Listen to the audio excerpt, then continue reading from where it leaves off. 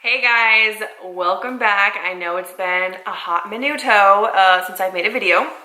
So I have a special guest. Sup? Bianca. So we are just going to be talking about a few things, just kind of like a little bit of advice. By the way, sorry if you hear my child in the background, I'll be keeping an eye on her. But yeah, we're just gonna kind of give it a little bit of advice of how to keep like toxic people out of your relationship, how to get rid of toxic people, how to surround yourself with like positivity and people like-minded, hence my girl. Yeah, I think it's an important thing to talk about because slow. It's an important thing to talk about because you can go through life with somebody that you are attached at the hip with, and they could be completely toxic to you, your mission, your goals, dragging you down, making your life more difficult, and you don't realize it because you have this emotional attachment to them. Now she wants to talk. She's been like quiet all the time. I know. So that's what we kind of want to talk about because we both have experience with going through the difficulty of cutting out somebody that maybe you care about a lot about, that you're best friends with, you're in a relationship with, and then you basically start anew and you surround yourself. And like we met, actually we should talk about how we met. Really weird. It's a small world, y'all. So I know. We actually met like what, like 3 years ago? Yeah, was that 3 years ago? It was like 3 years ago. We met because of a mutual friend that I was working for. And I was kind of dating at the time. Yeah, and so we met one day for like 10 minutes at like a cafe. And I just remember thinking like, how did this guy even like land a girl like this? Cause like, but anyways, I obviously no longer work for him. I work for myself now. Thank you very much. We came across each other's Instagram because of having the tattoo culture, and plus the vegan thing. And the vegan thing. So, and then we were like, oh, we live 15 minutes apart from each other. Why haven't we ever met? And then we met and we were like, wait, we've met before. And then now here we are living life together with Sloan. With Sloan making an appearance. So yeah, that's just a little bit of background about how we met. And it's even, like I said, it's even funnier. Sloan, come on, child. It's not on camera right now. Funnier just because like we literally live in the same like small little city. Okay, Bubs, you want to make an appearance? Say hi. Who's that? She's like, I'm on TV. It's important to find like-minded people to support you and to make you, to kind of validate that what you're doing is right. Yeah. Like there was a point where I felt so alone, so like alienated. I was working at a gym in Tampa that was just full of meatheads, bodybuilders, and everybody made fun of me for being vegan. And like it was like a daily, like every day I would go into work, I'd get made fun of for being vegan. I would come home to my family who was, what is this? I would come home to my family who was cooking meat, and the house would smell like cooked meat or whatever. And woo! Sorry, guys. I'm always so, please don't fall. I know. Anyways, I would come home from being not bullied, but from being like just people poking at me all day, to my family who was not on the same boat as me. And I would just like sit in my bed and cry. And like I had no vegan friends other than like vegans that I followed on Instagram. And then I really struggled for a while, and then one of my friends turned vegan, and that kind of made me feel better because then we were able to kind of like talk about it and stuff like that. No, that's how it's been with Bryn, and then obviously meeting you, I'm just like winning. I feel like if I didn't have Bryn or Bianca, like I don't know, I would probably be in like a really weird depressed state because nobody would understand me, and I wouldn't be around anybody who understands the concept of veganism. Like, and if you're somebody who like you live in a small town or something and you have absolutely nobody, and like you're not didn't get like we got lucky, like we live so close together. I know. And if okay, sweetie, if you're somebody who you know, you don't have that option, and like I actually have a few other vegan friends in Tampa, and that kind of has happened over time. And if that's not an option for you, like you live somewhere and there's no vegans or whatever, like never feel like oh, well, I better just go back to like my old ways because that's what everyone else is doing. Because if everyone thinks you're crazy, you're probably doing something right. And like that's like the power of like the internet. Like you can see how many people all around the world are thinking just like you and agree with you and support what you're doing, and like use that to kind of like, you know, and reach out to people, because you never know. Like that's how, you know, if it wasn't for Instagram, we wouldn't have even realized how close we were to each other. Yeah. Okay, so back to the thing about like the toxic relationship thing. Okay, so I would say over the past year cut out a lot of people out of my life, and especially recently I cut out a few friends. One of them kind of made fun of me for being vegan, and she just is always like super negative, and I feel like veganism kind of opened my eyes to be like positive about everything, because the way that you think, it's like the law of attraction. The way you think is what you're going to bring back to you.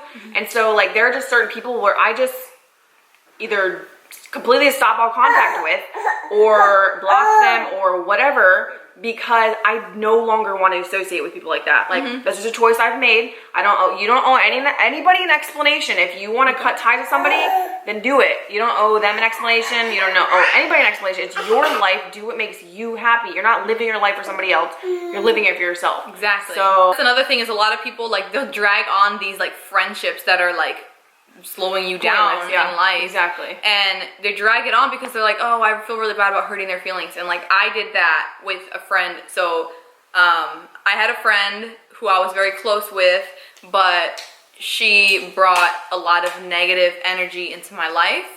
And not that she wasn't a bad person. I don't hate her. I have a lot of love for her as a person, but she was just very negative about every single thing. Every day there was a million complaints. Everything that I did could have, like, oh, like you could do that better, or like blah blah blah. And it was just like constantly needing things from me. Can you do this for me? Can you help me? Can you help me? Can you help me? And I constantly did it. Like I would break my back for my friends, and then I would realize I was so emotionally drained, and then I'd be sitting there and listen to her complain about how terrible life is, when really, like, how blessed are we? Exactly. That we're alive. We have working limbs. Exactly. We have working limbs. You have a roof over your head. Exactly. We have food. We have freaking iPhones. Do you know, like, on other sides of the world, like they're happy to get like a little cup of rice to make it through the day, and we're just like here on Instagram and Snapchat and all this stuff. Like life is peachy. And another thing that goes along with that is that a lot of people think like, oh, well, you just don't understand because I had a really hard childhood. I have a really terrible relationship with my parents. I went to jail. Whatever, like, just insert the terrible thing that happened to you. And like, I'm sorry that whatever happened to you happened to you. And I'm not saying, like, your pain is valid. Like, the pain that you feel for whatever trauma you had is valid. And you deserve to feel whatever you have to feel to kind of, and then like let go of that pain. But to use a painful experience as an excuse in life to why you're not, you know, chasing your goals, or like, oh, well, I just can't do that. Like, I can't, like for me, for example, like I chose to be an entrepreneur. It is not easy. And people are just like, oh, well, you get to do that. Like, I quit a job and I struggled. And right after I quit my job, guess what? I got in a car accident and I had no car. But there was a day where I only had $7 in my bank account, no car. Had to walk to the grocery store and sleep on the ground at somebody's place. Like, that's how bad it was for me at one point. And people are just like, oh, well, you just have it easy. All you have to do is post pictures on Instagram. Like, no, like I worked my ass off and I don't complain about it. And I don't complain about the things that happened to me in my childhood, or like, people will make comments like when I post pictures of my body and stuff, they're just like, oh, well, you have a nice body. Like, first of all, I work my ass off for my body. Second of all, I struggled with body dysmorphia, eating disorders, binge eating, been through all of it, okay? Like, I already know the struggle, and I'm sorry if you're going through that, and I want to help you, and I want you to get better, but stop using it as an excuse, and pick yourself up and move forward. And like, it's kind of like you have to kind of have tough love of yourself. Exactly. And being around somebody else, for me, because I got to that mindset, being around somebody else who was just like, oh, well, I can't do this because of my circumstances, or like, I went through this however many years ago. Now, growing up, like, I actually had a really good childhood. It was more of like my later teens where it kind of like my world just kind of like completely fell upside down. My childhood growing up was freaking awesome. I mean, we grew up super poor. My parents were missionaries, traveled around the world, whatever. but we were happy because we had each other. That's all that literally mattered. And then, you know, some other things happened. I'm not going to go into detail, but it made me the person that I am today. Like, if you're watching this and you're at the rock bottom, like, it can only get better from here. And so it's like, and thinking negative thoughts is going to get you nowhere positive in life. And I know that saying is so cliche, but it's like, negative thoughts will never give you a positive life. Whatever you think and say about yourself is going to become your reality. So if every day you're saying like, I'm fat, I have this problem, nobody likes me, I'm not smart enough, I'm not good enough. Like, if you're constantly saying that, then guess what? You're gonna always feel that way, and no positive actions are gonna come out of it. And you're gonna be in this vicious cycle, and you're not gonna be being the full potential of like the amazing person you could be. So cutting out negative people that are like that can be hard, because as much as we love them, and like my friend that I cut out, like, I loved her a lot, but I had to cut her out because she was caught in this victim mentality of like, oh, poor me, my life is so hard.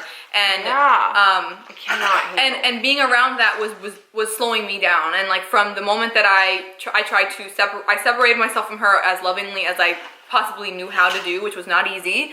And from the moment I did that, my life, like yeah, I had days where I was like kind of lonely and like, oh, I miss my buddy, but it's like, that can't compare to the amount of progress I've made in my business, in my fitness goals, my overall health, my just other relationships I've made with positive people who are like-minded like me is so much more valuable, because it's like, we're on a mission to be great. We're not on a mission to sit around and complain and try to get handouts. It's worth it, because like, it really comes down to self-love. Like, if you love yourself and you want to be successful and you want to be happy, you got to do what's best for you, even if it means that you might be losing your money or where you're living. Like, you have to leave kind of what's comfortable sometimes. And like, other than that friendship that I mentioned, I recently also came out of a long-term relationship, and that was hard for me because a lot changed. Like, my whole living situation, all of my plans for this year, like, I had 2017 planned out in January. I had all these plans.